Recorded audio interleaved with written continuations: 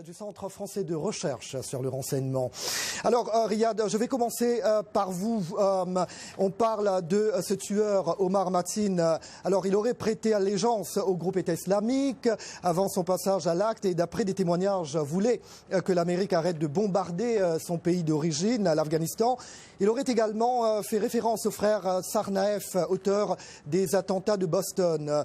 Son épouse et elle sous la loupe des enquêteurs.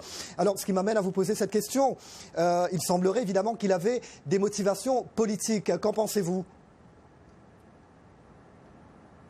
Problème, face à la grande question, le terroriste est-il un psychopathe ou un rationnel qui a un projet politique ? Ce terroriste, est-ce qu'il est psychopathe, donc c'est l'objet de la psychanalyse, ou elle a un projet rationnel, donc c'est l'objet des sciences politiques. En fait, il y a un enchevêtrement, elle est à la fois psychopathe, mais peut-être dans une vague d'un certain rationalisme ou d'une certaine planification d'avoir un État islamique. Mais si je souligne ça dans tous les médias, il faut oublier que Daesh existe en tant que structure mondiale. En tant que structure, je suis sûr que ce terroriste ne fait pas partie de Daesh. Ça n'existe pas, c'est une illusion. Mais la doctrine, l'idéologie, oui, elle est internationale.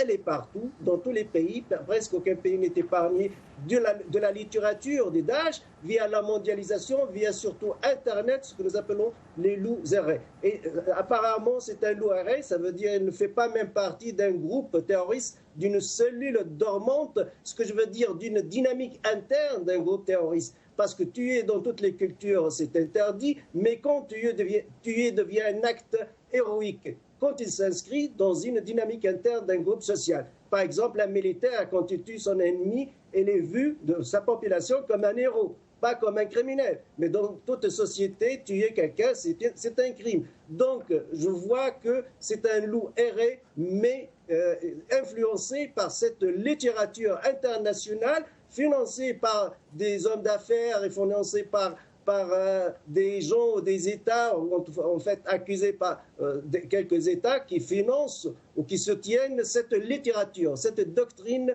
de terrorisme et d'extrémisme. Donc, elle a passé à l'acte par la marginalisation d'Internet. Oui.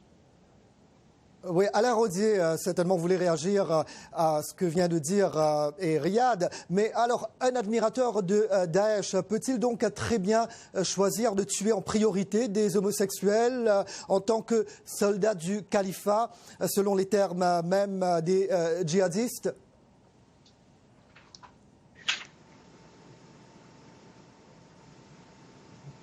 Alain Rodier, vous m'entendez ? J'ai l'impression qu'on a un petit problème avec le son. Alors, on va... Oui.